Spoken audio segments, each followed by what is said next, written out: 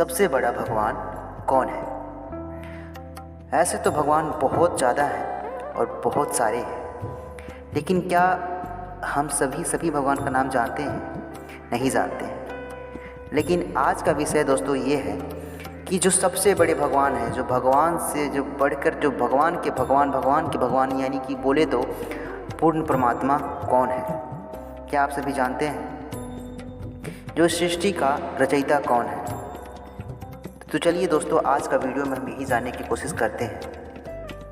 तो दोस्तों, अगर आप वीडियो को पहली बार देख रहे हैं तो चैनल को सब्सक्राइब कर लीजिए, वीडियो को लाइक कर दीजिए और जितना हो सके उतना शेयर कर दीजिए और एक प्यारा सा कमेंट कर दीजिए। अगर आपको पता है कि असली भगवान कौन है तो प्यारा सा कमेंट कर दीजिए।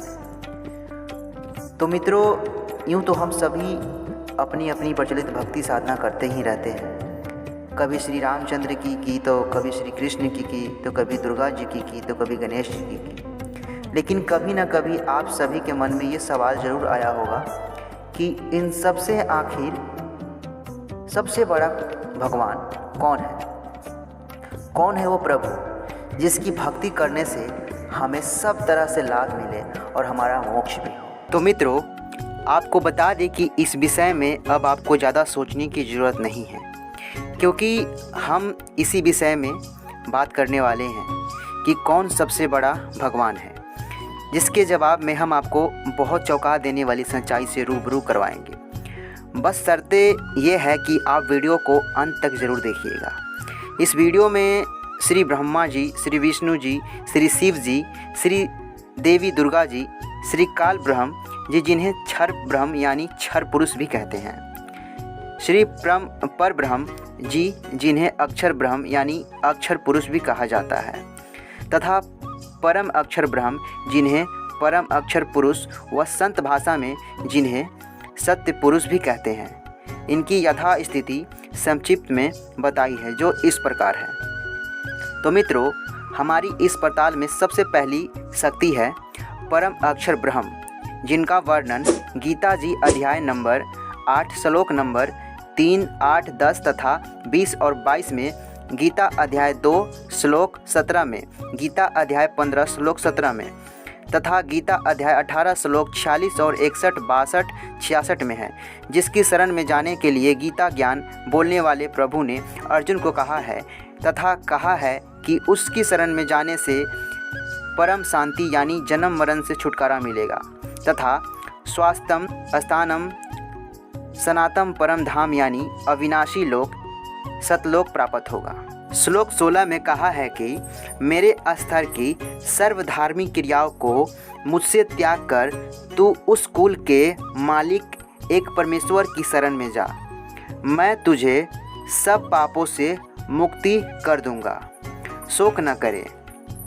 मित्रों, यह एक परमेश्वर सबका मालिक सबसे बड़ा समर्थ है, जो कि कबीर जी ही हैं, जो काशी बनारस शहर भारत देश में जुलाहे की लीला किया करते और यथार्थ व संपूर्ण अध्यात्म ज्ञान सूक्ष्म वेद को बताया करते थे।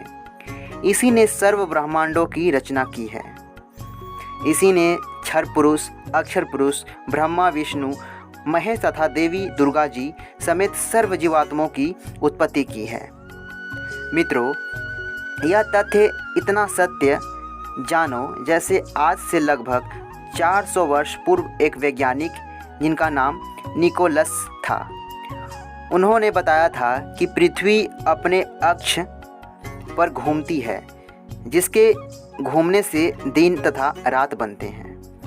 उस समय सब मानते थे कि सूर्य पृथ्वी के चारों ओर घूमता है, जिस कारण से दिन तथा रात बनते हैं। संसार में सब मानव का यही मत था। इस झूठ को इतना सत्य मान रखा था कि उस वैज्ञानिक को विरोध करके फांसी पर चढ़वा दिया, परंतु आज वह 400 वर्ष पूर्व वाली बात सत्य साबित हुई और सूर्य घूमता है, यह झूठ सिद्ध हुई।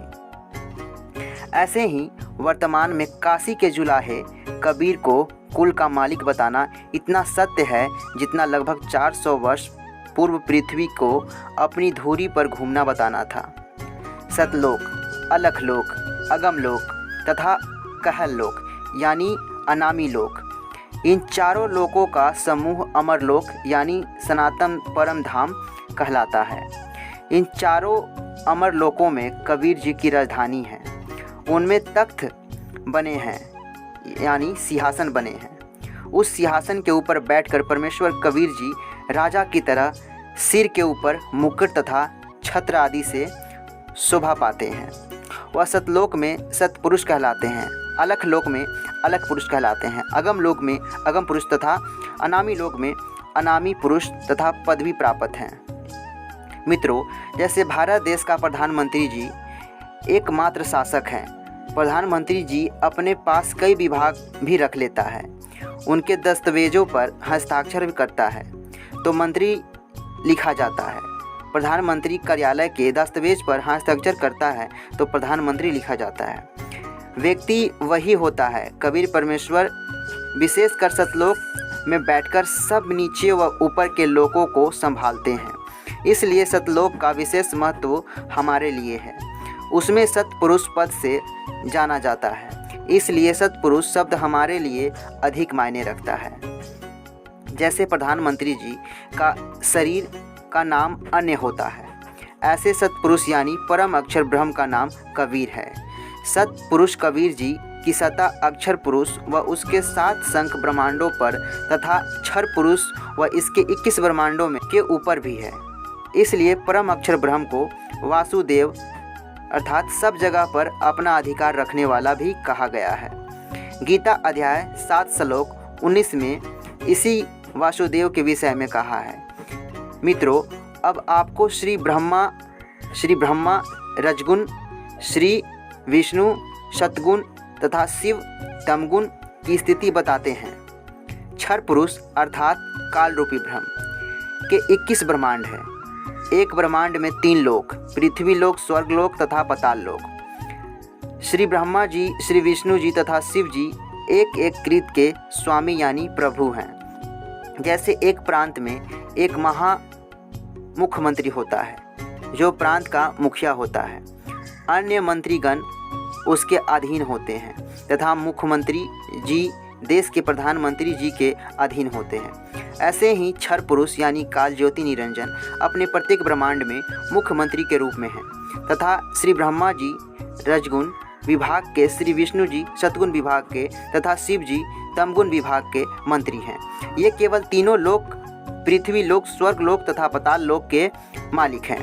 परम अक्षर ब्रह्म यानी सतपुरुष कबीर जी प्रधानमंत्री हैं।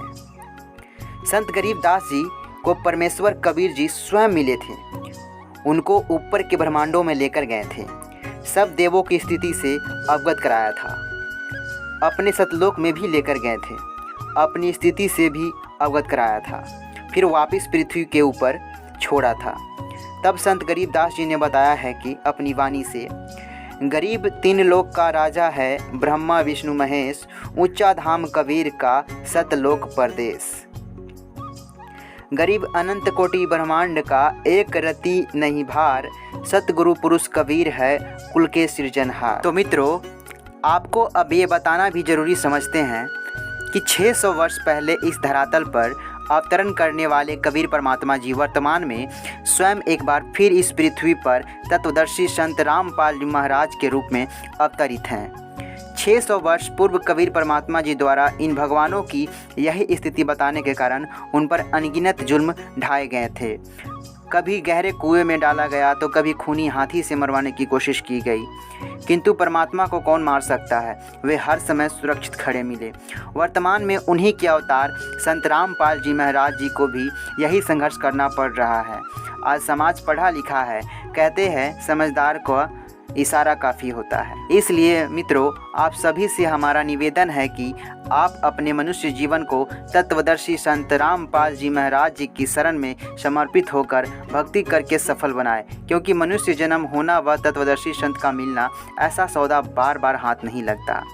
इस पर आदरणीय संत गरीबदास जी महाराज जी कहते हैं, ये संसार समझदा नाही, कहंदा शाम दोपहरे नू, गरीबदास ये वक्त जात है, रोवोगे इस पैरे नू। जिस तरह एक कुत्ता रात्रि में ऊपर को मुख करके रोता है, यदि यह मनुष्य जन्म आपने व्यर्थ गवा दिया तो आपकी और हमारी, हम सभी की भी यही स्थिति होगी। पशु पक्षियों के शरीर में कष्ट उठाएंगे, तब किसी की कोई सुनवाई नहीं होगी। इसलिए मनुष्य शरीर में रहते हुए अपने संसारी काम को भी करते करते जगत गुरु तत्वदर्शी संत रामपाल जी महाराज जी की शरण लेकर भक्ति करके अपना मनुष्य जीवन सफल बनाएं। अधिक जानकारी के लिए अवश्य सुनिए संत रामपाल जी महाराज जी की अनमोल प्रवचन, जो कि YouTube पे अवेलेबल है।